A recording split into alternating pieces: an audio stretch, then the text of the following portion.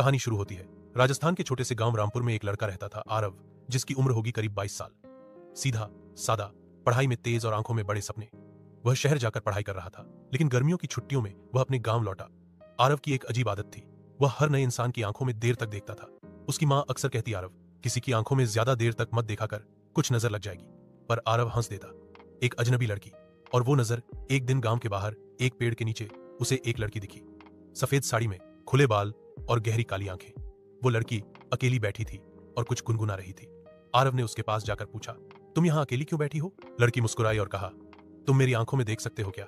आरव थोड़ा झिझका, लेकिन फिर उसकी आंखों में देखने लगा।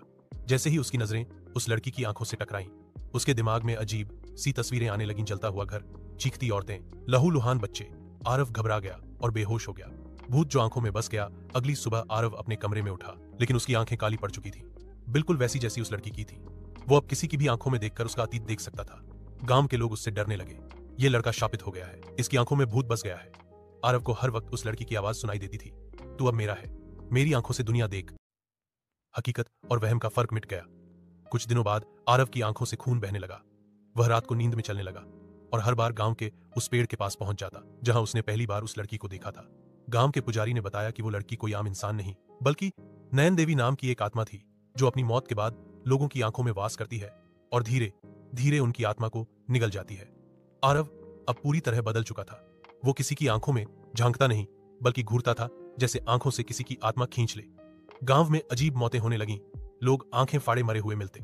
एक रात जब आरव की मां उसके कमरे में गई तो देखा आरव आईने के सामने खड़ा था और उसकी आंखों में कोई और चेहरा दिख रहा था। वही लड़की। उसने पलटकर मां की ओर देखा और बोला, अब तू भी देख मेरी आंखों में। क्या आप भी उस लड़की की आंखों में देखना चाहेंगे? तो इस वीडियो को लाइक करें, कमेंट करके बताएं कि आपको कहानी कैसी लगी। और सबसे जरूरी बात, अगर आप डर से दोस्ती करना चाहते हैं तो अभी सब्सक्राइब करें हमारे चैनल बेहयाना कहानियां को। बेल आइकन दबाएं ताकि अगली डरावनी कहानी आपसे छूट न जाए। क्या अगली कहानी आप झेल पाएंगे? स्टे ट्यून्ड, क्योंकि अगली बार कौन सी आत्मा आपके पीछे